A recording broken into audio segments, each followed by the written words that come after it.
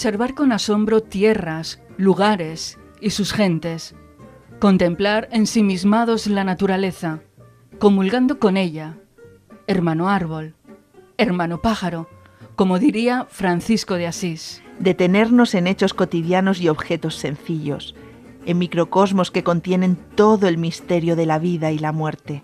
Reflexionar, ir hacia adentro y expandirnos, utilizar la bella lengua castellana en toda su amplitud y riqueza, con una precisión de microcirugía.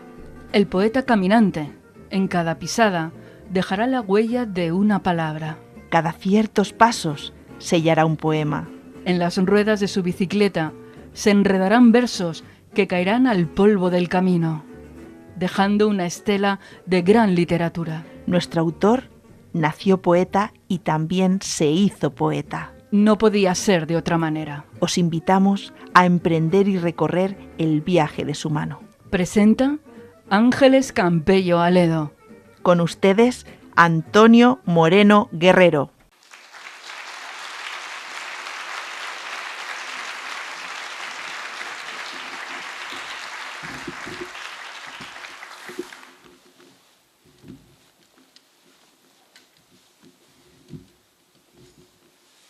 Buenas tardes, bienvenidos todos, amigos y seguidores de la dignidad de la palabra.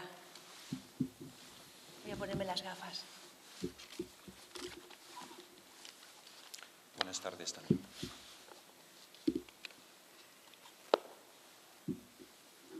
Voy a sacarme mi chuleta. Veo que estamos aquí entre amigos, compañeros de lecturas y de amistad también. Veo también que hay por aquí algún poeta importante que nos acompañó el año pasado, Rosillo, y le agradezco también su presencia. Bueno, le agradezco a todos, no por no ser grandes poetas, no lo voy a agradecer igual.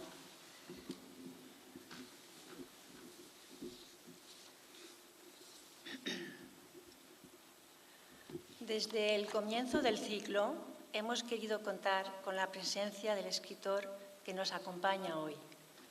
Al fin está entre nosotros y nos sentimos muy afortunados y agradecidos. Somos doblemente afortunados porque hemos coincidido en fechas con la publicación de su último libro, El sueño de los vencejos, un libro de memorias de infancia, un regalo para seguir celebrando el Día del Libro.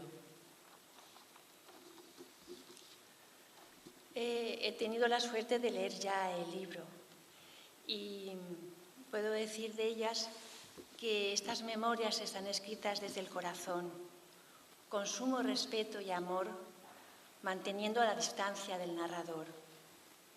Con gran generosidad nos deja entrar en su intimidad familiar, ponderando justamente lo que puede ser desvelado y lo que ha de permanecer en silencio. En ellas ya se vislumbra su pasión por el misterio de la luz.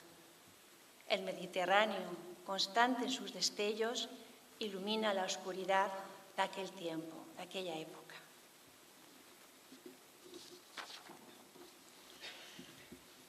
La gran calidad literaria de su obra merecía estar presente junto a la de los escritores que han participado en anteriores ediciones del ciclo. Pocos autores como él dignifican la palabra con tanta rotundidad.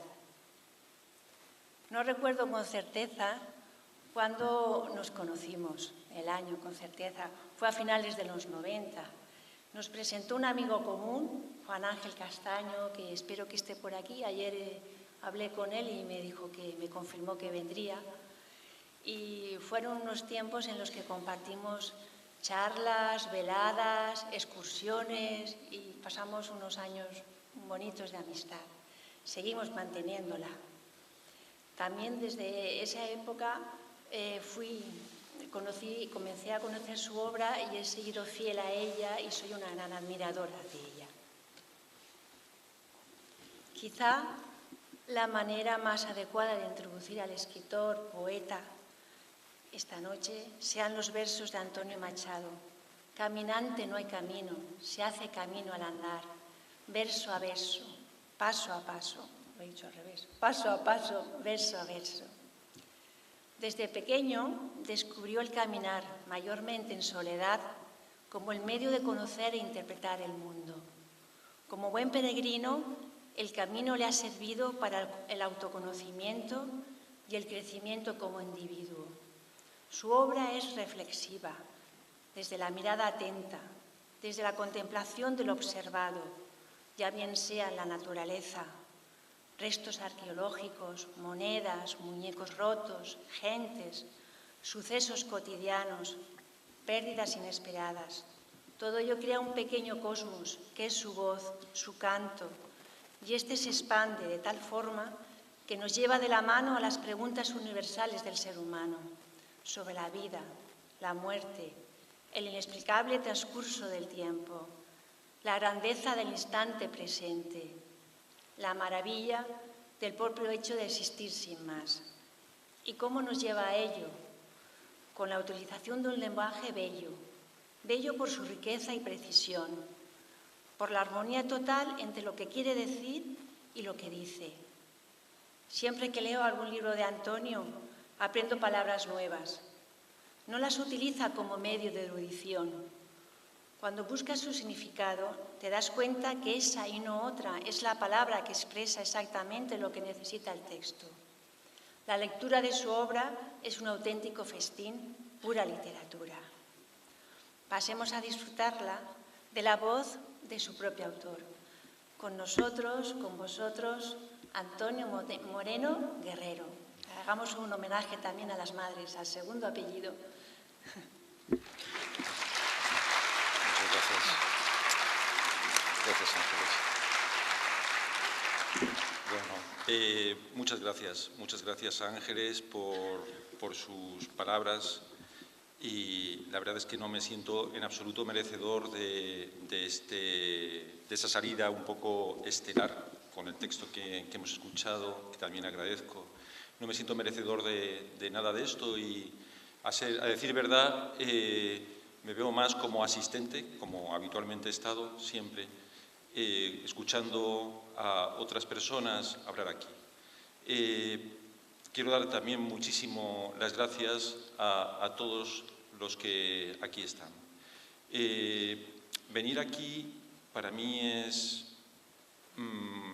no es un acto más. La verdad es que no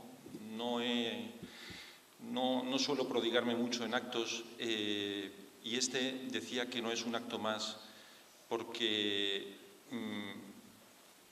llevo viviendo en Elche muchos años. Es la ciudad donde llevo empadronado más tiempo, y aquí tengo mi familia, tengo muy buenos amigos, y antiguos compañeros de trabajo, antiguos alumnos. He tenido ahora la alegría de saludar a una antigua alumna, a Margarita, y todo esto hace que no sea una lectura más. De hecho, viniendo aquí al escenario desde mi casa, iba pensando en el título de un libro que publicó sobre pintura un buen amigo que iba a estar aquí y que no, de hecho tenía ya reservada habitación en un hotel. Iba a venir con Lola Mascarell, que es una excelente poeta, y estoy hablando de José Saborit, que es muy buen pintor y también poeta, pero que al final, bueno, ha tenido un contratiempo y no ha podido estar.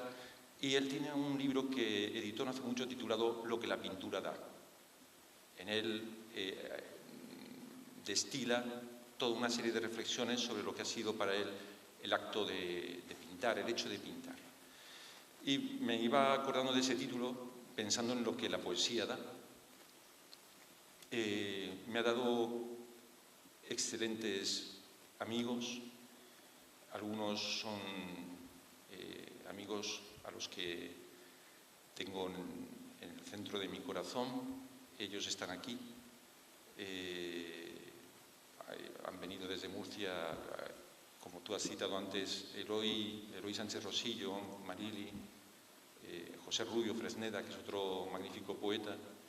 Ha venido desde Santa Pola José Luis Vidal, han venido, bueno, muchísimos poetas, y y personas a quienes me siento agradecido, porque es cierto que yo siempre he sido un poco perezoso para asistir a actos, siempre lo he sido, porque en mi caso creo que tiene más justificación, quizá, si es que lo merece, leer algún libro mío que escucharme a mí. Eso lo tengo muy claro. Y creo, siempre he pensado, equivocadamente en muchos casos, que lo mejor que puede ofrecer un escritor, al menos eso es a lo que él debe aspirar, son sus libros. Los actos son asuntos, vamos a decir que añadidos. Y bueno, un temor que tenía era por las fechas que han comentado, que no hubiera mucha asistencia, pero yo me doy por pagadísimo con los que hay. Y bueno, quiero dar las gracias también a los organizadores por tenerme más de lo que en realidad yo pueda, no digo yo, sino lo que yo pueda escribir, ser, y puedo decir que se puede dedicar más empeño, el mismo empeño, quiero decir, la misma ilusión que ellos, pero más es imposible. Y gracias a la concejalía. Muchísimas gracias a todos. La poesía, que quiera serlo, es un acto de gratitud, aunque lamente, aunque llore, aunque nos lleve a las cimas que forman parte de la vida, como nuestras cumbres, ¿no? Y siempre, sea una dirección u otra la que ella tome, siempre va a ser un acto de gratitud, siempre que sea poesía. Lo demás no es más que vana palabrería. Bueno, Antonio, pues si quieres comenzamos hablando del último libro que ha salido, que es El sueño de los vencejos, que además, como todo escritor, el último libro es el que más apetece hablar de él, el que más, ¿no?, más quieres, te sientes más cercano en ese momento. Y entonces, a ver, ¿cómo surgió la escritura de este libro, de estas memorias de infancia? Pues bueno, en el prólogo se habla de cuál es más o menos la gestación, el origen de este libro, del sueño de los vencejos. A ver, la infancia es un libro este libro del que hablamos, es un libro autobiográfico, un libro. En España nos gusta más hablar de memorias. El género de memorias incluye lo colectivo, lo autobiográfico más lo personal. Sí que es verdad que en este libro yo creo que se refleja una época, me parece. Tú como lectora no sé si lo has sentido así. Sí, yo la he visto, sí, se refleja la época, sí. La época de los años 60, 70, sí. Y toda la atmósfera y el ambiente que nos acompañaba en la infancia. Sí, que son los años del tardofranquismo, ¿verdad? Exacto. En el que crecieron mis padres. No del tardofranquismo, ahí es cuando yo nací, mis padres son niños de la guerra, y es curioso, en el libro se menciona, yo creo que estamos como condenados a vivir con el recuerdo de la guerra o la presencia de la guerra, ¿no? Siempre hay generaciones, recuerdo a mi abuelo, que me hablaba de la guerra de Marruecos, que me hablaba de la fratricida, recuerdo los recuerdos de mis padres, y decía que se centra en esos años y como libro autobiográfico se centra en un sujeto que soy yo, pero también en una época. Y la infancia ha sido una constante en mi escritura. Digo en mi escritura porque en realidad, tanto si hablamos de poesía como libros de prosa, yo creo que están todos muy relacionados, muy emparentados y todos tienen una raíz muy común. Y decía que la infancia es un tema muy recurrente, muy presente, y en el último libro que escribí en prosa, que fue Estar no estando, donde se relata un viaje por Extremadura, la infancia emerge muchísimo, muchísimo. En él aparece alguna conversación, incluso con mi madre, y bien es verdad que este libro, que lo escribí, no sé, hará 5 o 6 años, este que digo del viaje a pie por tierras extremeñas, este libro tiene presente la infancia, pero yo desde años atrás tenía la intención de escribir sobre este tiempo. Cumplido los 40, ya hace algunos años que los cumplí, cumplido los 40 uno tiene una mirada un poco jánica, mira a un lado y mira a otro, mira al futuro y mira al pasado. No porque se empeñen en que sea así, sino porque sencillamente es así. Sí. Entonces, en aquel momento tenía la intención de escribir, pero también una pereza enorme. En primer lugar, porque yo soy muy perezoso para escribir. Si me dan a elegir entre una buena hora de lectura y una hora escribiendo, prefiero 1000 veces leer, es como mejor lo paso. Y la escritura tiene que ser, en mi caso, tiene que ser ineludible. Tiene que ser algo a lo que uno debe obedecer. Y fui postergando el deseo porque veía que acechaban muchos peligros a la hora de escribir un libro sobre la infancia. Y más en mi caso, un peligro era el de caer en lo consabidamente poético, en un libro de prosas, vamos a decir, que fueran estampas literarias. Eso es lo que yo no deseaba.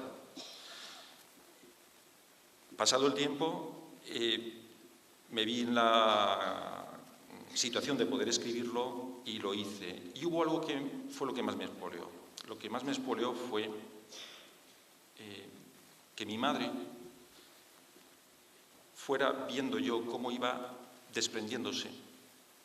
Se iba despidiendo poco a poco, pese a que ella era una mujer con una vitalidad enorme. Ella podía, de hecho, yo presumía de madre con los amigos, porque hasta muy poco antes de morir podía caminar 3 horas diarias, con 85 años, y caminando por ella, por Alicante, en nuestros paseos, yo llevaba un paso rápido y veía que no perdía el resuello, y me daba una risa enorme de felicidad, ¿no?, de ver que me podía seguir.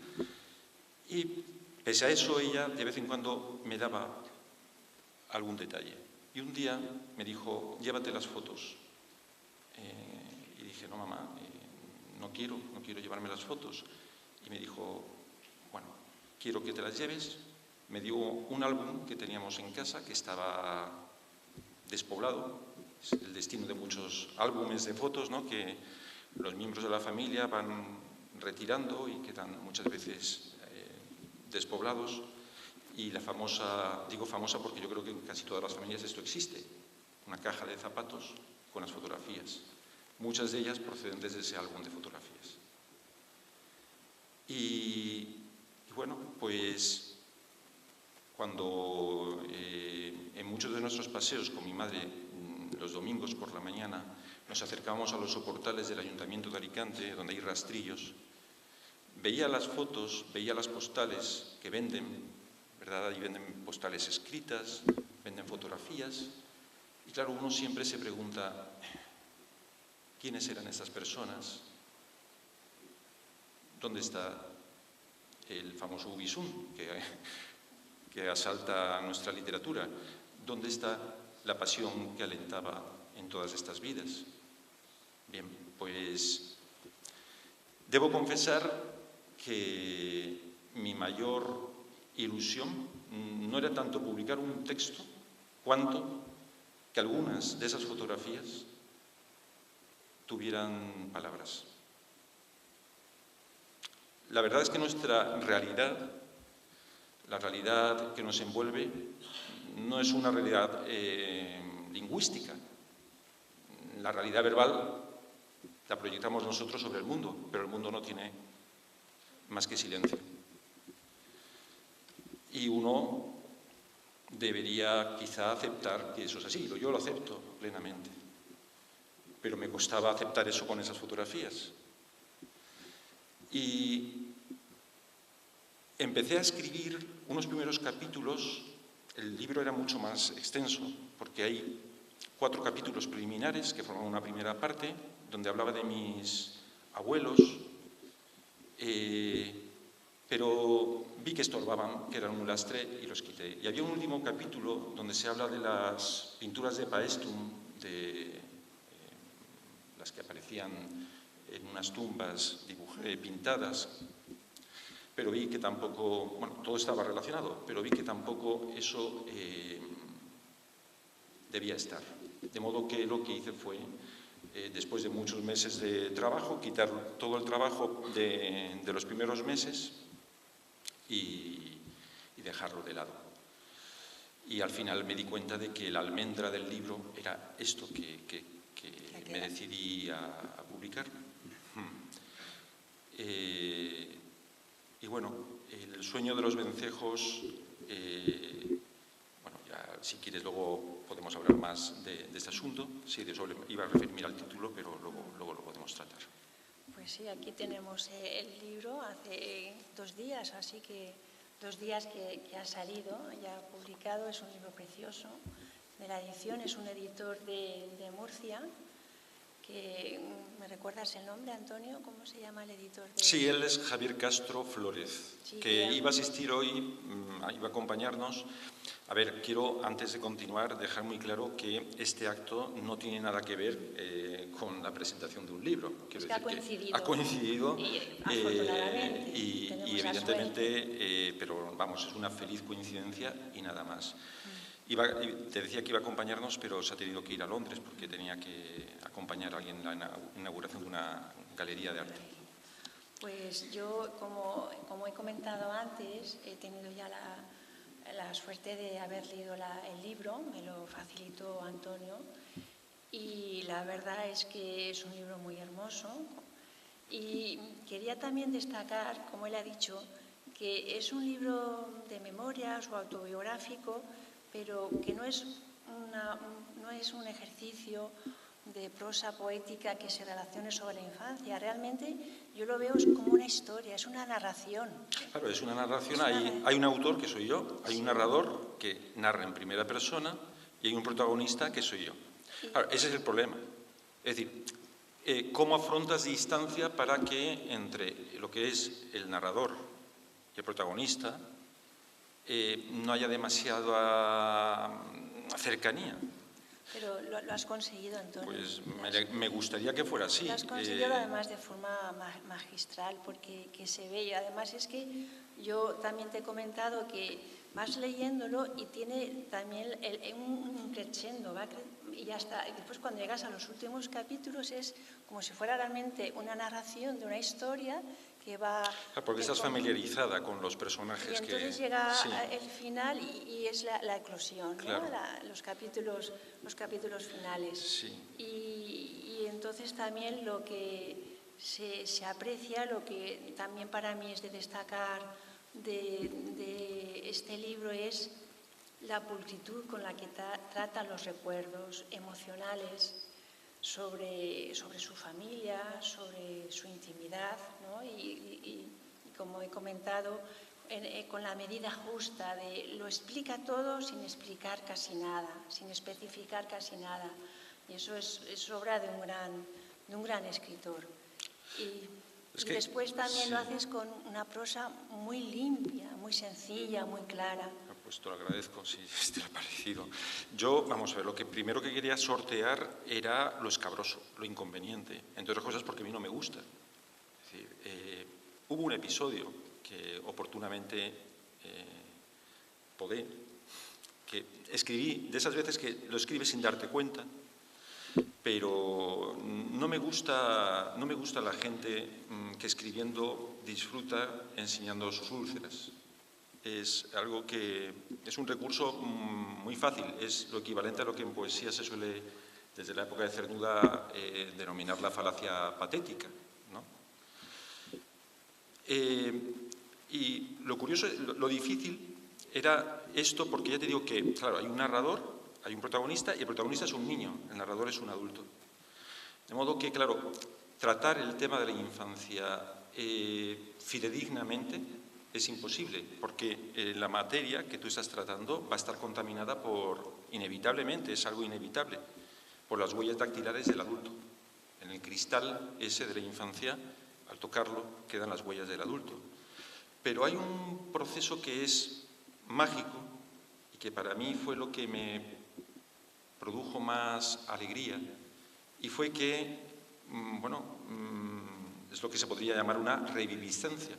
Es decir, al hilo de la escritura, en el curso de muchos días, porque yo soy muy lento escribiendo y me gusta ser lento, muchas veces me siento y estoy delante de la pared y puedo estar media hora mirando sin nada, ¿no? Y a lo mejor escribo 2 líneas y digo, ahora me tomo un descanso. Y después de un rato, pues continúo y ya digo que es un proceso muy, muy, muy lento. Luego, muchas veces, pues uno ya rueda tranquilamente. Pero me he ido un poco del hilo de lo que estaba diciendo. Decía que había un proceso de reviviscencia porque, según iba escribiendo, personas, atmósferas y recuerdos que uno consideraba casi perdidos emergían, volvían a surgir. Y bueno, en ese sentido fue una escritura muy intensa para mí. Me gustaría contar una anécdota acerca de, si no te importa, Claro. del dibujo que ilustra la portada. Es un niño saltando la comba y bueno, es lo único que he salvado de todo lo que expurgué, de todo lo que eliminé del libro.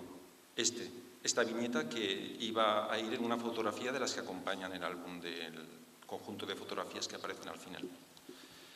Bueno, hay un niño saltando en un extremo de la comba, mueve la cuerda 1 y la comba la mueve una figura de un adulto, que aquí no se nota tanto que es adulto, pero en el dibujo, porque lo han rasurado, pero en el dibujo inicial tenía una perilla y se notaba claramente que es una figura adulta. Y ahí están los 3 elementos de los que he hablado. El adulto que mueve la cuerda al tiempo que salta el niño en su eternidad, acompañado por otro niño. En este caso era mi hermana Maika. Yo tengo 2 hermanas, Marijose y Maika. Era la que iba a saltar a la comba y las tardes, por ejemplo, de ahora de primavera, yo la acompañaba. Pues bien, en un viaje no recuerdo dónde, por la península, cruzando la península,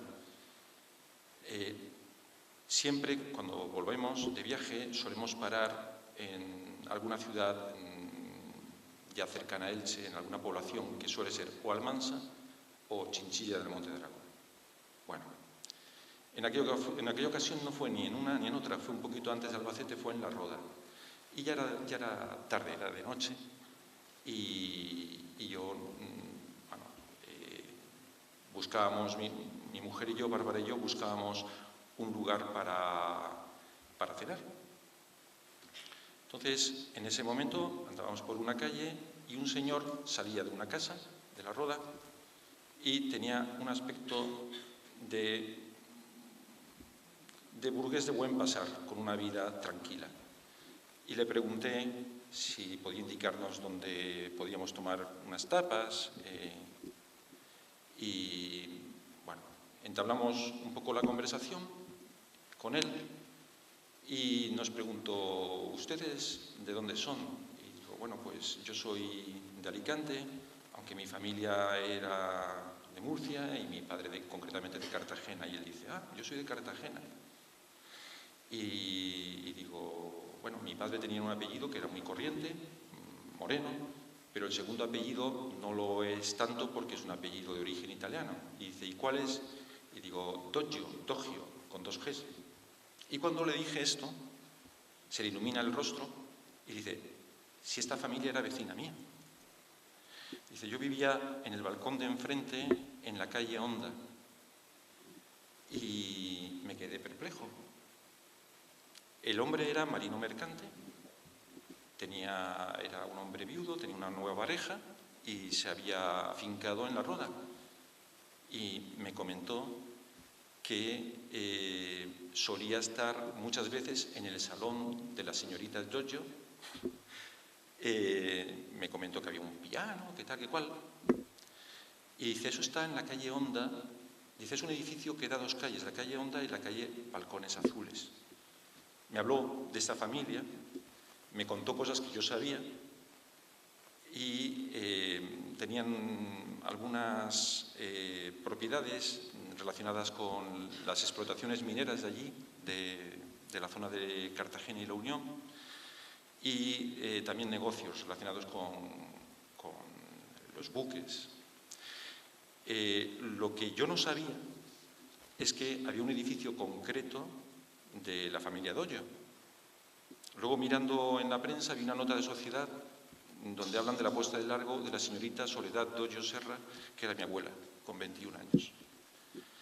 Y, bueno, eso fue al final del verano. En el otoño fuimos a esa calle, localizamos un edificio donde ciertamente estaban las iniciales de Rodolfo Doyo, y era un edificio decimonónico de finales del 19, que está justamente sobre las termas romanas, el edificio. Y el edificio parece un buque porque forma un trapecio y en un ángulo, al pie, estaba este dibujito de los niños saltando a la comba, ¿no? Le hice una fotografía y ese fue el motivo de que apareciera aquí la ilustración. Muy bien, Antonio. Pues, si te parece, vamos a seguir. Como hemos hablado ya de este último libro, sí. Vamos desde aquí a seguir avanzando. El libro llega hasta los 13 años, ¿no? Entonces, ¿cómo realizas? Porque aquí en el libro narras pues que no eras demasiado lector, no eras demasiado buen alumno, cambiaste de colegios varias veces. ¿Y cómo se hace ese paso desde los 13 a los 19 años, que ya publicas tu primer libro de poemas? ¿Cómo se hace ese paso hacia la vocación literaria, hacia convertirte en un lector, un gran lector? ¿En qué años comienzan tus lecturas? Ya. ¿Cuáles son tus primeras lecturas? Yo solía reírme de mis hermanos, que eran más lectores que yo. Y como niño leía muchos tebeos, eso sí, era muy lector de tebeos.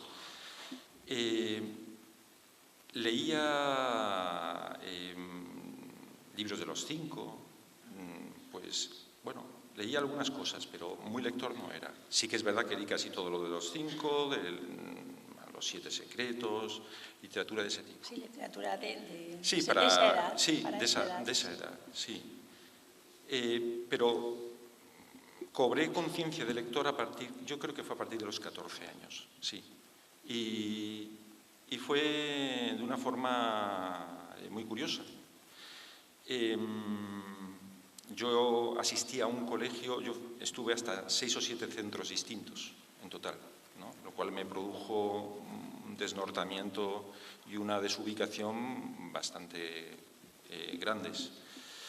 Y uno de esos centros del que se habla en el libro estaba en lo que eran los límites de la ciudad, en aquel momento, de la ciudad de Alicante, al final. Y mis padres pues me daban un dinero para asistir, para ir en autobús al colegio. Y muchas veces lo que hacía era ir andando por la vía del tren, porque el colegio estaba al lado de la vía del tren, me reservaba ese dinero y lo guardaba para comprarme discos, que es lo que más me gustaba. Después ya vinieron los libros y también eran los libros. Y volviendo del colegio, en un kiosco, apareció, y esto es tal como lo estoy contando, apareció expuesto entre las revistas un libro de un escritor del que yo jamás había oído hablar y que se leía mucho entre los jóvenes de aquella época, estoy hablando de los últimos años de la contracultura, y era Germán Gess. Y el libro era, pues, el que todo el mundo conoce, Siddhartha. Después de leer Siddhartha, leí todos los que cayeron en mis manos.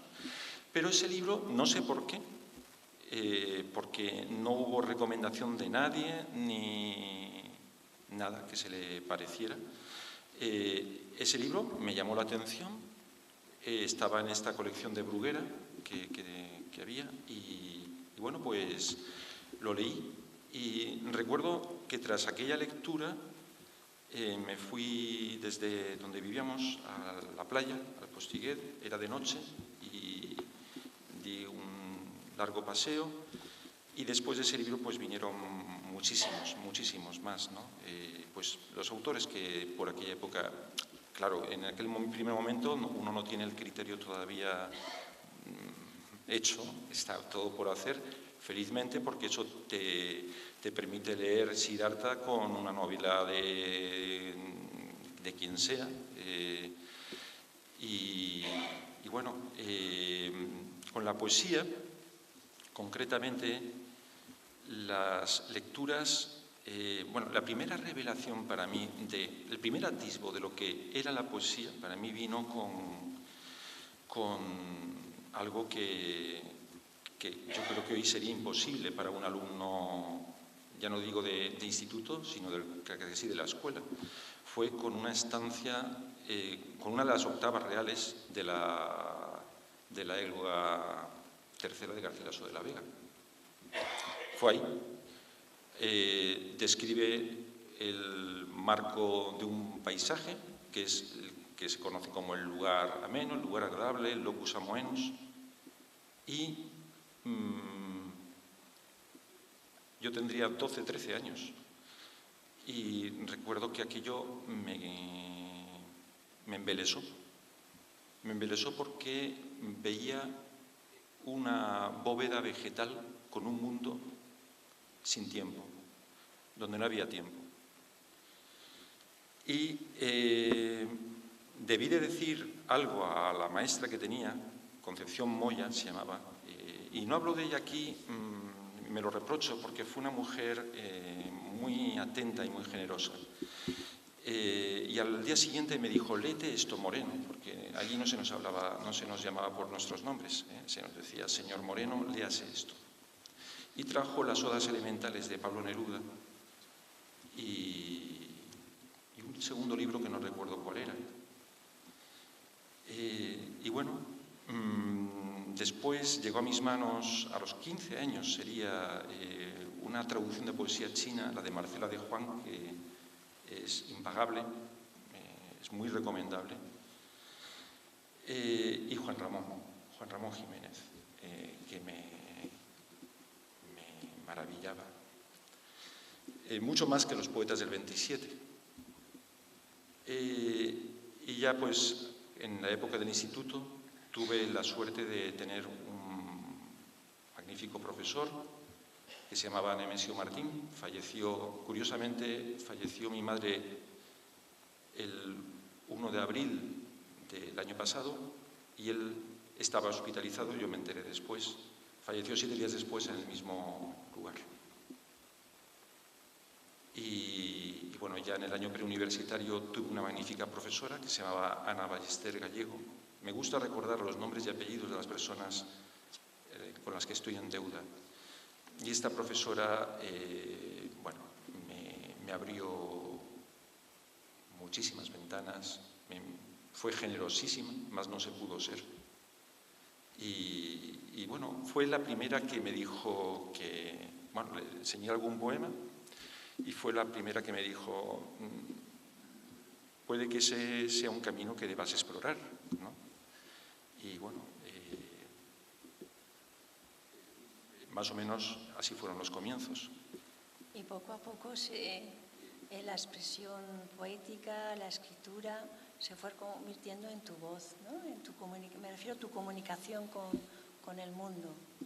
Fue un medio de expresión y de comunicación. Sí, la poesía es un medio de expresión con el mundo y contigo mismo. Bueno, ¿no? primero contigo mismo, sí. Sí, pero yo no, en un primer momento no era excesivamente, no era nada sentimental, no era nada efusivo desde el punto de vista emocional. Era una poesía de índole más contemplativa, muy madura, evidentemente. Era muy madura porque era muy jovencito. La poesía es un acelerador de la conciencia. Hay una cita de Brodsky que a mí me gusta mucho, que habla de ella como eso, como un acelerador de la conciencia. Hay muchos aceleradores de la conciencia, ¿verdad? El dolor.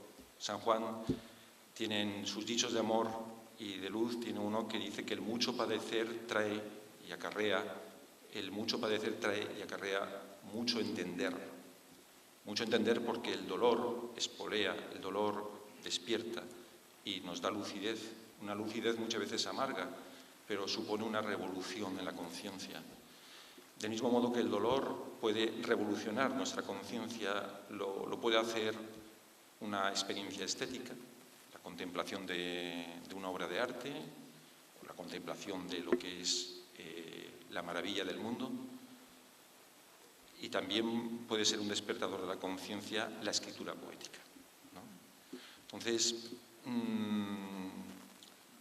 no solo la escritura poética, naturalmente, la escritura en sí misma, pero quizá donde eso se produce con mayor intensidad es en la poesía. Y bueno, pues os confieso que yo muchas veces he luchado andar solos, sin otra compañía, hasta llegar a algún rincón querido que solamente tú y yo conocíamos. Aquella cala donde los gorriones se agolpan cada tarde junto al mar, alegrando un gran pino, ¿la recuerdas? Sus vidas confluían con las ondas que oíamos temblar entre las piedras, intensas bajo el oro del crepúsculo. Hemos tenido suerte, amor, después de tantos años y de tantas pérdidas. Pese a tanto como se nos fue yendo, hemos tenido suerte, la gran suerte de sentirnos dichosos como nadie, por poco más que andar los dos a solas, juntos al pie del mar que resplandece en estos días próximos a enero y a este azul tan perfecto del solsticio, sin que necesitemos nada más que tenernos amor el uno al otro. Gracias, de verdad, lo agradezco muchísimo, pero no sé si lo merece el aplauso, pero si les parece lo dejamos para el final, porque si leemos, pues yo creo que se disloca un poco el clima y eso. Bueno, pues voy a leer otro, no me voy a descoser leyendo. Hay un poema que se titula como el tema de un compositor que es Arvo Pärt. Es un compositor, creo recordar que ucraniano, que se hizo célebre sobre todo a partir de la película esa italiana tan conocida. Si alguien la recuerda, que me lo diga. La gran belleza, exactamente. Gracias. Bueno, pues en la película aparece My heart in the highlands, mi corazón está en la tierra alta. Es donde aparece, de esta composición, que creo recordar que es del año 2012, me parece recordar. De esta composición hay muchas versiones, para cámara, para piano y violín, para piano y cello. A mí personalmente quizá la que más me gusta es la de piano y cello. Y curiosamente no se la debo a la película, se la debo a una sobrina chelista, que es Beatriz Serrano Bertos, que tiene la costumbre de enviarnos a un grupo de familiares y de alumnos y amigos pues la música semanal. Y en esa ocasión mandó este tema. Yo escribí un libro en el año 2004, 2005, que se titula La Tierra Alta, y que es pues, en aparición unos 6 años anterior a esta composición musical. La Tierra Alta para mí es un libro importantísimo, por razones que no voy a explicar ahora porque no quiero, creo que me he extendido, he sido demasiado prolijo en algunas ocasiones y no quiero serlo ahora más. El caso es que este poema nace como un eco de aquel momento, la Tierra Alta, y al mismo tiempo como un eco de este tema. Es un poema breve. Y dice así: mi corazón está en las tierras altas, les pertenecen todo por entero. Mi corazón jamás ha sido mío, marcha al amanecer vacío y pleno, camina hacia la noche con la luz roja del sol que va detrás del cerro. Me ría o llore, está en las tierras altas, viene como un caudal que emana adentro. Mi corazón a un tiempo es mundo y nada. Mi corazón abraza en mí el silencio.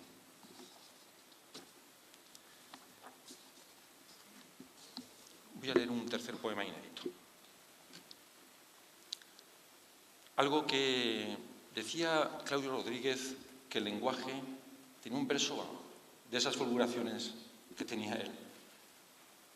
No lo recuerdo exactamente, pero decía que el lenguaje es engaño y compasión. Y es eso. Antes he dicho que necesitaba palabras para esas imágenes, ¿no?, de mi familia. No podía. Y esa es la compasión del lenguaje. Pero el lenguaje también es cáscara. Y lo que sirve para acercarnos al mundo, al mismo tiempo nos lo tapia muchas veces. Porque el lenguaje es una costumbre. Y toda costumbre hace que finalmente nos hagamos menos sensibles al tacto del espíritu y a los sentidos del espíritu.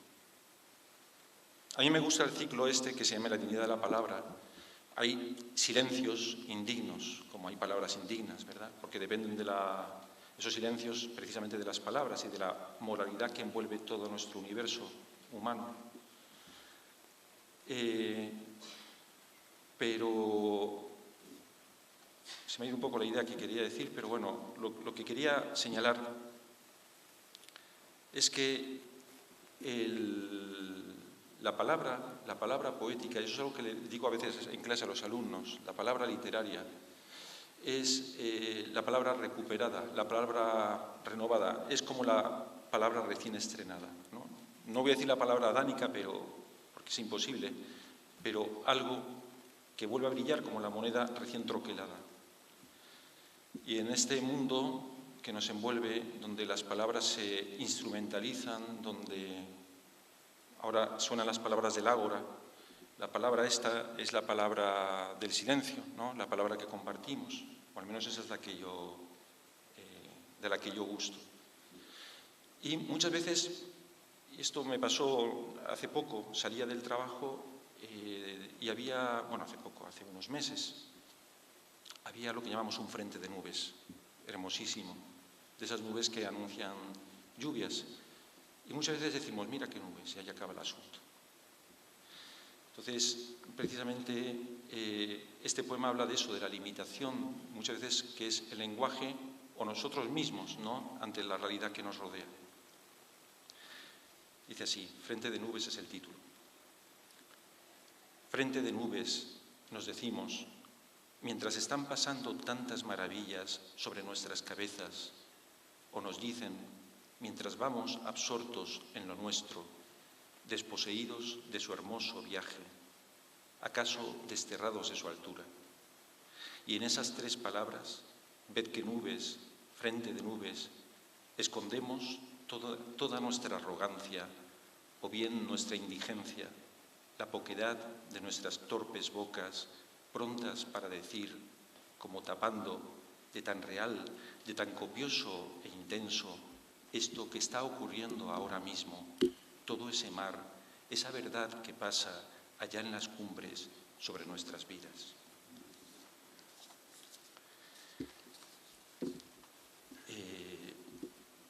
Yo creo que está bien. Sí. Me parece, quiero decir que no me quiero extender. Ahora hacemos el aplauso. Bueno.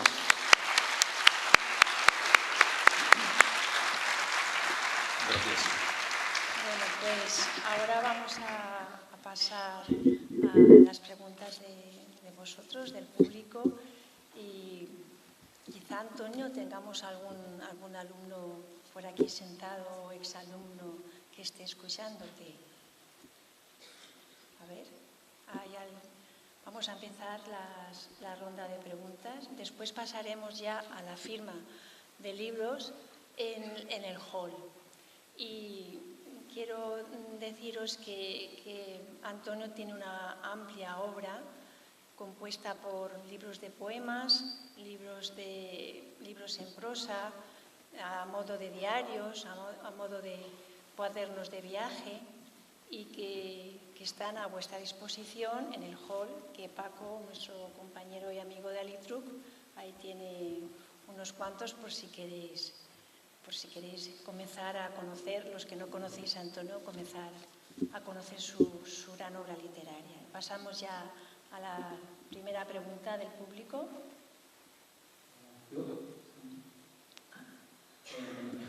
Hola. Francisco, me alegro de verte. Fran.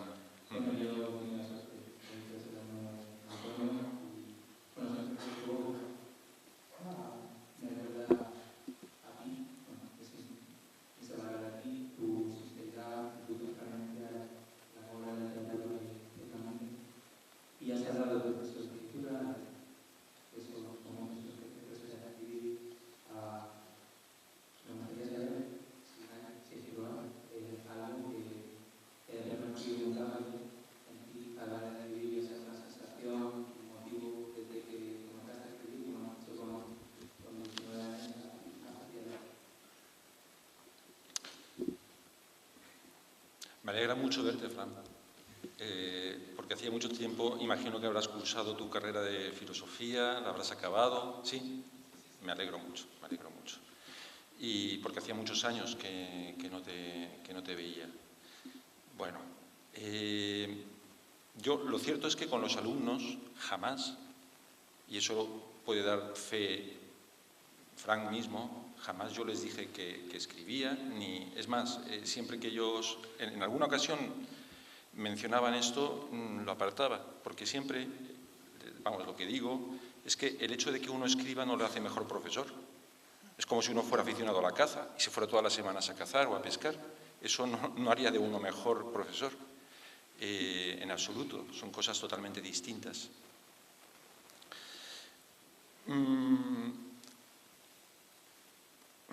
A ver, contestando a tu pregunta, si hay algo que no ha cambiado. Hay en la lámpara maravillosa de Valle Inclán, dice que en la luz está la purificación de todas las cosas. Es una cita preciosa. Evidentemente, cuando Valle Inclán habla de esto, en la luz está la purificación de todas las cosas. No solamente se está refiriendo a la física, a la luz física, sino a la luz contemplativa. Y sí, la luz esa es la que me ha acompañado desde el principio, desde antes de escribir incluso. Aquí en El sueño de los vencejos hay un momento en el que se dice claramente, creo, ¿no?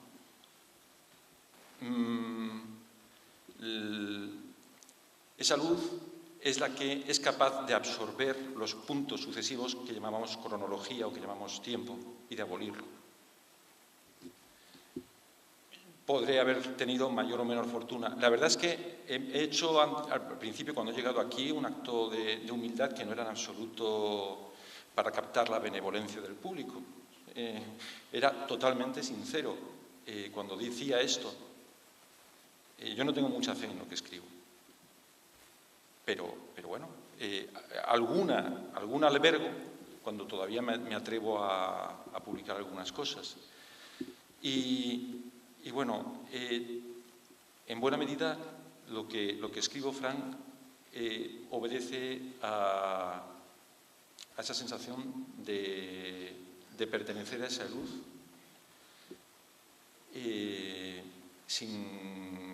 sin que yo le pertenezca al tiempo exactamente, o al devenir histórico que llamamos. Todos somos seres históricos, desde el romanticismo nos han enseñado eso, ¿no? Sobre todo el gran Hegel es el que encumbra toda esta catedral de la historia, pero lo cierto es que desde el Paleolítico y desde el Neolítico no hemos cambiado mucho, ¿no? Las pinturas más antiguas que se conservan están aquí, en nuestra península.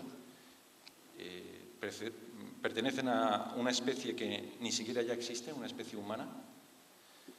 Y bueno, cuando uno va al Prado, pues ve las golas, ve las vestiduras, ¿verdad?, de aquellos seres que son nuestros hermanos.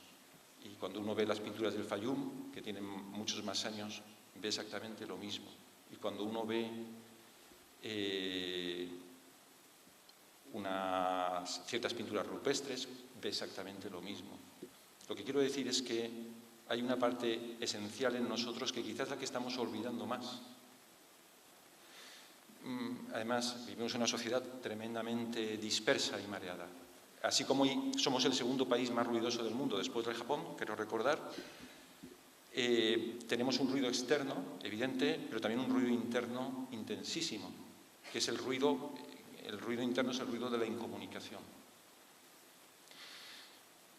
Bueno, pues no es que yo esté muy comunicado conmigo mismo, pero cuando felizmente se produce con más intensidad es cuando surge la escritura, y eso no ha cambiado, eso está igual.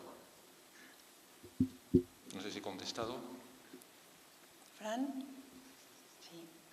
¿Hay alguna pregunta más? ¿Alguien quiere por ahí? Vemos.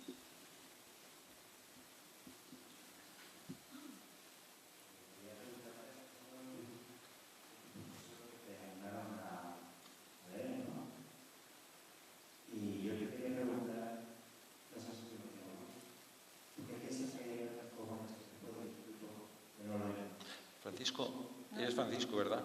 No sé, sí, también me alegra verte. ¿Te has oído bien? He empezado dando las gracias al público y tengo ahora doble razón para darla. No te oigo bien, no te recibo bien. No se oye bien. Ahora sí. Ahora sí. Bueno, has hablado de tus profesores que te animaron a leer. Sí, dos. Tres. Yo te quería, pues también un profesor, Bernardino Bravo, que me animó a leer para siempre. Porque a él le debo seguir con la senda de la lectura. Pero yo te quería preguntar, ¿por qué piensas? Vamos, tengo esa sensación. Quería preguntarte a ver si tú la ves igual o no. Porque yo pienso que hay muchos jóvenes que después de esto ya lo de las lágrimas. Y te quería preguntar por qué crees que puede pasar eso. Y antes. No, pero y antes del instituto. Bueno, la lectura es un problema social. La falta de lectura. A ver, no es que necesitemos leer para vivir, eso es evidente. Pero sí que es verdad que leer nos puede adornar la vida, ¿no? Y nos puede ayudar a vivirla de un modo mucho más intenso. Antes hemos hablado de los aceleradores de la conciencia y ese es uno. El problema es un gran problema de la lectura. Yo me he animado a escribir este libro, El sueño de los vencejos, porque en el colegio, Concepción Moya, estoy hablando cuando yo tenía 11 o 12 años, me dijo que leyera El Lazarillo. Y que es un libro autobiográfico, donde hay un niñico que no es nadie y que escribe su vida siendo nadie, ¿verdad? Y yo, claro, si Belén Esteban, la princesa del pueblo, publica un libro y vende 100.000 ejemplares en un mes, pues digo, siendo la que más vendió en aquel momento, digo, pues yo no soy el príncipe de nada, de mi casa en todo caso, pero puedo escribir algo, ¿no? ¿Qué quiero decir? Cuando yo era niño, en la escuela se leía El Lazarillo de Tormes, leía La Celestina, leía poetas Espigados, Machado, en antología. Recuerdo que leí una antología de Taurus que se titulaba 7 poetas españoles, creo recordar, que recogía Salinas, recogía Machado, bueno, en fin. Eso ha desaparecido. La escuela y el instituto se ha convertido en un lugar donde se mandan libros de literatura industrializada, mucha de ella, porque es literatura diseñada, escrita, hecha, única y exclusivamente para alumnos cuya inteligencia se insulta muchas veces y que estragan el gusto. Entonces, muchos niños, sucede que es cierto que son grandes lectores, devoran libros, pero después ese conjunto de libros producen un hiato, algo más que un hiato muchas veces, un abismo muy grande de salvar. Y llegan al instituto y claro, ahí se produce una primera quiebra importante. Es muy difícil salvar esto. Ojo, hay literatura juvenil muy bien escrita y que merece ser leída, ¿no? Evidentemente. Pero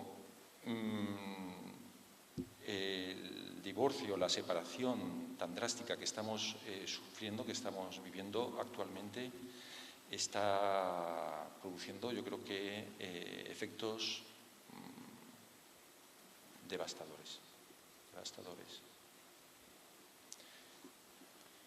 Claro, la proliferación de Internet y de las plataformas ha hecho que mucha de esta gente joven que no tiene el gusto muy cultivado, que no tiene mucho criterio literario, al final se haya creado su propio criterio, su propio canon, que es el de la perpetuación de una poesía adolescente, ¿verdad?, de una escritura muy primaria, que se nutre de sí misma. Pero bueno,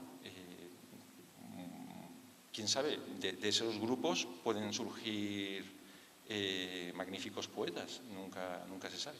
Y por supuesto, muchas personas que den el salto a otro tipo de poesía, ¿no? Así es. ¿Alguna pregunta más? Creo que por allí había otra persona al fondo.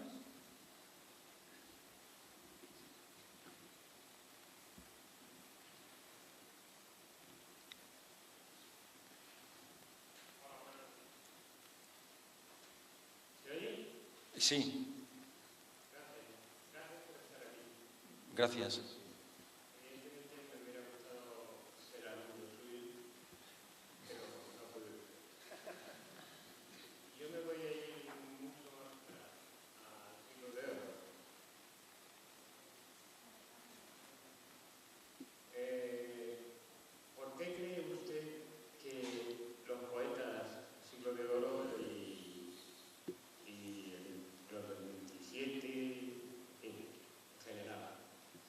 Concretamente los escritores, pero más los poetas, giran al drama, a la sombra, a la oscuridad.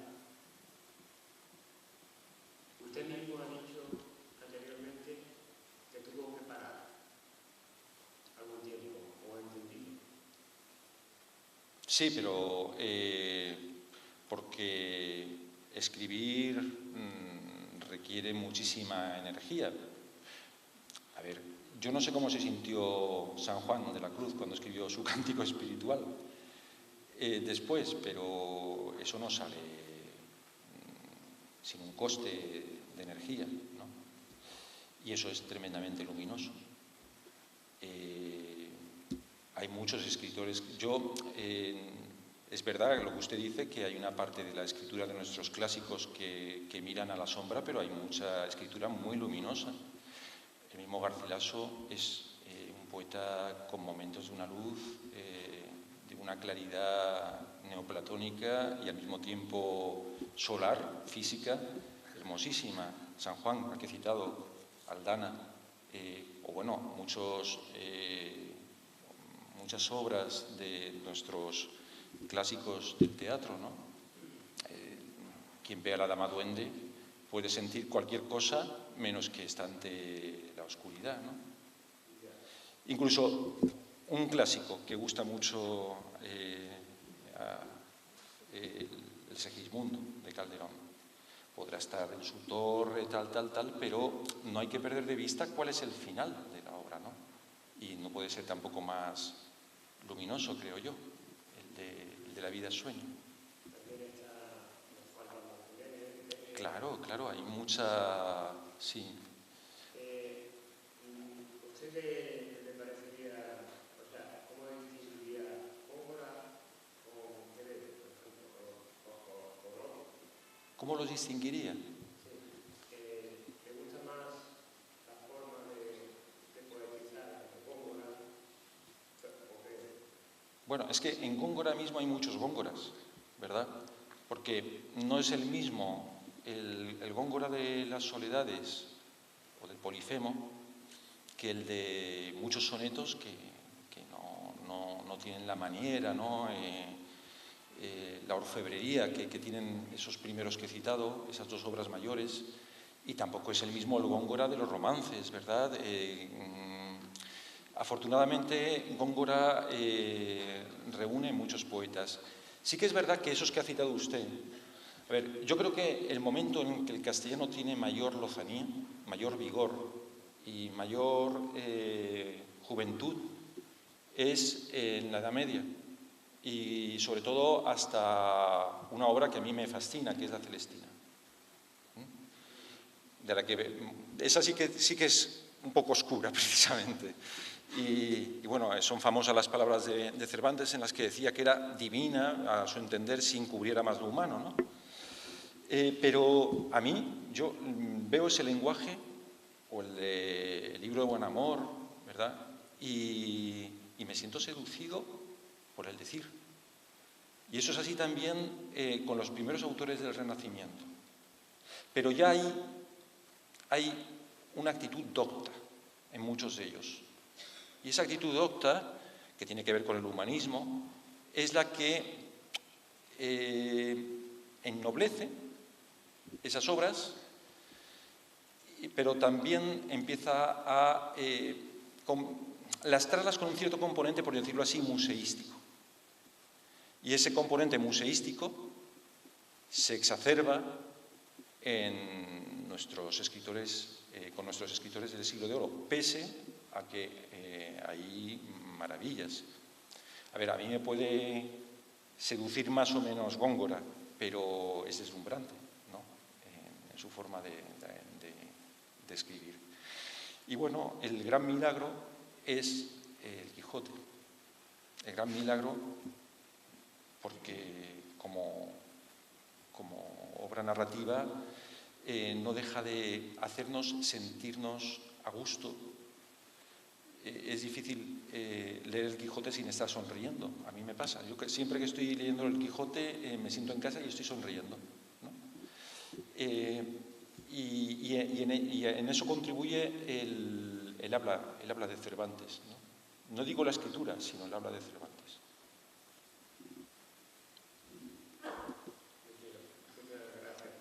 A usted por escucharme. Bueno, pues ya si no hay ninguna pregunta más, vamos así. No te veía. Es que estamos deslumbrados. Los focos no nos dejan ver.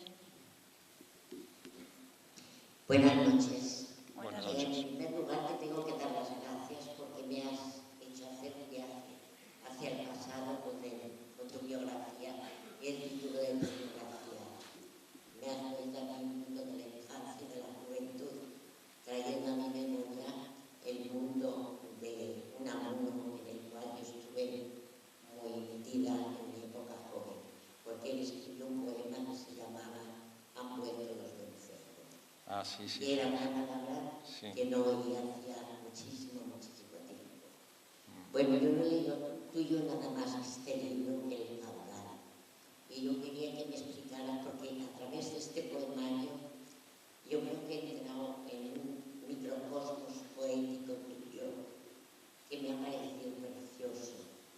Porque en ese microcosmos tú tienes una sensibilidad tan grande que has sabido captar la energía poética de las cosas más niñas, más pequeñas, como una piedra, un pétalo, un gorrión, una moneda. Eso es para mí realmente poesía. Y tengo que decir que haces Muchísimas gracias. Muchísimas gracias. Muchas gracias. Pues ya que se ha citado ese poema, yo creo que podríamos leerlo, el de una piedra, por una razón, porque ya he dicho al principio, que se puede poner la misma ilusión que los organizadores, pero más es imposible. Y bueno, vi que había un vídeo promocional del acto donde se citaban los versos iniciales de ese poema, el de una piedra. Y ya que se ha mencionado, vamos a terminar de leerlo. Una piedra puede simbolizar 1000 cosas, ¿verdad? El ser perenne, podemos empezar a alambicar el pensamiento y hablar del simbolismo de la piedra, ¿no? Y ese es el problema muchas veces de la poesía y de los poetas, que tienen demasiado pajaritos en la cabeza.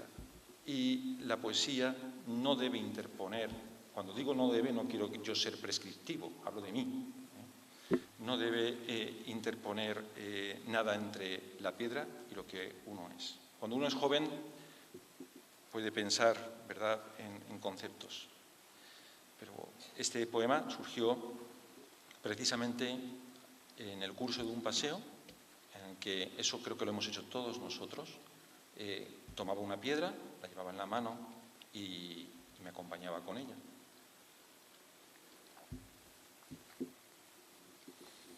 Bueno, se lo dedico a usted el poema Maripaz, digo, ¿no?, que se llama usted.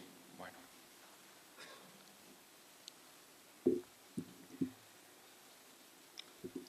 Coge una piedra de un lugar querido. Mientras caminas, llévala en la mano como quien va cogido de otra mano, porque es ella también la que te lleva. Explora su relieve entre tus dedos, cómo transmite su frescor umbrío y su pequeña fuerza ahí en tu palma. No tiene más edad que tú esta piedra, ni más ni menos ser que el tuyo ahora. Siempre estuvo esperando a que pasaras para marchar contigo y tú con ella.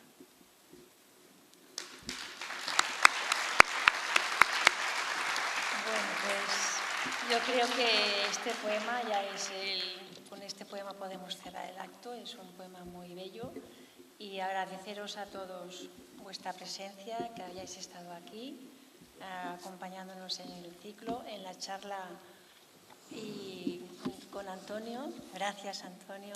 Hemos disfrutado mucho. Gracias a todos.